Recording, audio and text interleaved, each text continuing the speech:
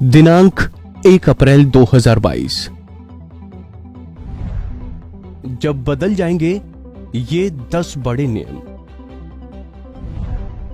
क्या क्या हैं वो नियम? अब अप्रैल महीना महज कुछ ही दिन हमसे दूर है। अब आप सोच रहे होंगे कि आखिरकार ऐसा क्या है अप्रैल महीने में कि हम इसके चर्चे कर रहे हैं। तो जैसा कि आप में से बहुत लोग जानते होंगे कि अप्रैल महीने से ही हर वित्तीय वर्ष की शुरुआत होती है। उसी तर्ज पर आपको अर्थव्यवस्था के विभिन्न क्षेत्रों में छोटे से बड़े बदलाव देखने को मिलते हैं, जिसका प्रभाव हर वर्ग के लोगों पर देखने को मिलता है। तो इस 1 अप्रैल से कौन से बदलाव होने जा रहे हैं जिसका असर आप पर पड़ने वाला है, आइए जानते हैं। 1 अप्रैल से क्रिप्टो करेंसी पर लागू नया नियम। 1 अप्रैल से क्रिप्टो करेंसी पर लगने वाले टैक्स नियम शामिल होने जा रहे हैं। हालिया बजट में ही वित्त मंत्री निर्मला सीतारमण ने कहा था कि सभी वर्चुअल डिजिटल एसेट या क्रिप्टो एसेट को बेचने पर अगर फायदा होता है तो उस पर 30% टैक्स लगेगा। इसके अलावा जब जब कोई क्रिप्टो एसेट बेचा जाएगा तब उसकी बिक्री का 1% TDS कटेगा। PF खाते पर टैक्स। केंद्र सरकार 1 अप्रैल से नए आयकर कानूनों को लागू करने जा रही है, जिसके तहत 1 अप्रैल 2022 से मौजूदा PF अकाउंट को 2 भागों में बांटा जा सकता है, जिस पर टैक्स भी लगेगा। नियम के मुताबिक EPF खाते में 2.5 लाख रुपए तक टैक्स फ्री योगदान का कैप लगाया जा रहा है।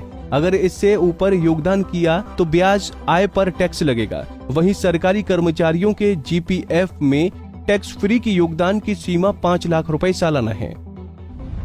पोस्ट ऑफिस के नियम। पोस्ट ऑफिस की छोटी बचत योजनाओं यानी स्मॉल सेविंग स्कीम में निवेश करने वालों के लिए जरूरी बदलाव होने जा रहे हैं। 1 अप्रैल 2022 से POMIS यानी post office monthly income scheme, SCSS यानी सीनियर सिटीजन सेविंग स्कीम और टाइम डिपॉजिट अकाउंट्स पर ब्याज का पैसा सेविंग खाते में ही मिलेगा। पोस्ट ऑफिस जाकर कैश में ब्याज का पैसा नहीं ले सकते। सेविंग खाते से लिंक कराने पर ब्याज का पैसा इलेक्ट्रॉनिक माध्यम से ट्रांसफर हो जाएगा। बता दें कि सरकार ने MIS, SCSS, time deposit accounts के मामले में मासिक, त्रैमासिक, वार्षिक ब्याज जमा करने के लिए बचत खाते के उपयोग को अनिवार्य कर दिया है। म्यूचुअल फंड में निवेश के नियम। 1 अप्रैल से आप म्यूचुअल फंड में निवेश के लिए भुगतान चेक, बैंक ड्राफ्ट या अन्य किसी भौतिक माध्यम से नहीं कर पाएंगे।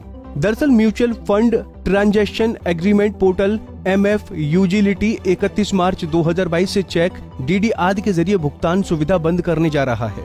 बदलाव के तहत 1 अप्रैल 2022 से म्यूचुअल फंड में पैसे लगाने के लिए आपको सिर्फ UPI अथवा नेट बैंकिंग के जरिए ही भुगतान करना होगा। GST का सरल नियम।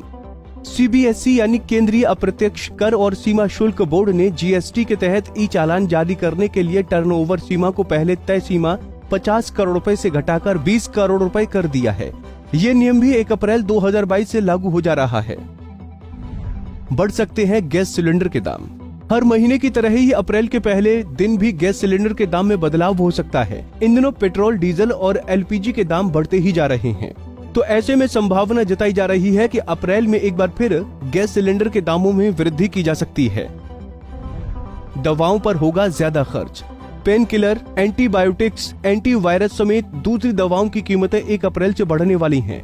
भारत की ड्रग प्राइसिंग अथॉरिटी ने शेड्यूल दवाओं के लिए कीमतों में 10.7% की बढ़ोतरी की अनुमति दे दी है, जिसके बाद अब 800 से ज्यादा दवाओं की कीमत बढ़ेगी। 1 अप्रैल से होम बायर्स को झटका। 1 अप्रैल 2022 से केंद्र सरकार पहली बार घर खरीदने वालों को धारा 80 EEA के तहत टैक्स छूट का फायदा देना बंद करने जा रही है। बता दें कि 2019 से 20 के बजट में केंद्र सरकार ने 45 लाख रुपए तक का घर खरीदने वालों को होम लोन पर अतिरिक्त 1.50 लाख आयकर लाभ की घोषणा की थी। बाद में बजट 2020 और 21 में इस सुविधा को एक्सटेंड कर दिया गया था, लेकिन इस बार 1 फरवरी 2022 को वित्त मंत्री निर्मला सीतारमण द्वारा पेश किए गए बजट में अगले 1 अप्रैल से शुरू हो रहे नए वित्तीय वर्ष 2022 और 23 से इस सुविधा को आगे बढ़ाया नहीं गया है। तो ऐसे में होम बायर्स को अगले वित्तीय वर्ष 2022 और 23 से ज्यादा टैक्स चुकाना पड़ सकता है। वरिष्ठ नागरिकों के लिए स्पेशल FD बंद। वरिष्ठ नागरिकों के लिए कोविड-19 महामारी के दौरान SBI, ICICI bank, bank of Baroda, HDFC bank ने स्पेशल FD प्लान की शुरुआत की थी। इस योजना के तहत वरिष्ठ नागरिकों को एफडी पर ज्यादा फायदा मिल रहा है।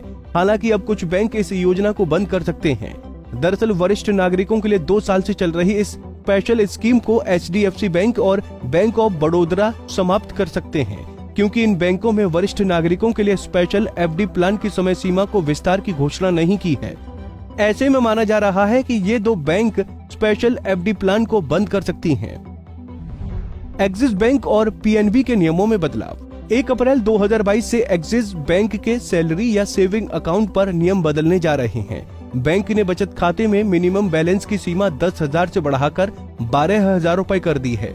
एक्सिस बैंक की वेबसाइट पर दी गई जानकारी के मुताबिक बैंक ने फ्री कैश ट्रांजैक्शन की निर्धारित सीमा को भी बदलकर 4 फ्री ट्रांजैक्शन या 1.5 लाख रुपए कर दिया है। वहीं अप्रैल में PNB PPS स्कीम को लागू कर रहा है। 4 अप्रैल से 10 लाख और उससे अधिक के चेक के लिए वेरिफिकेशन अनिवार्य कर दिया गया है। हमसे जुड़े रहने के लिए हमारे YouTube चैनल को सब्सक्राइब करें और नई वीडियो की नोटिफिकेशन के लिए बेल आइकॉन को दबाएं।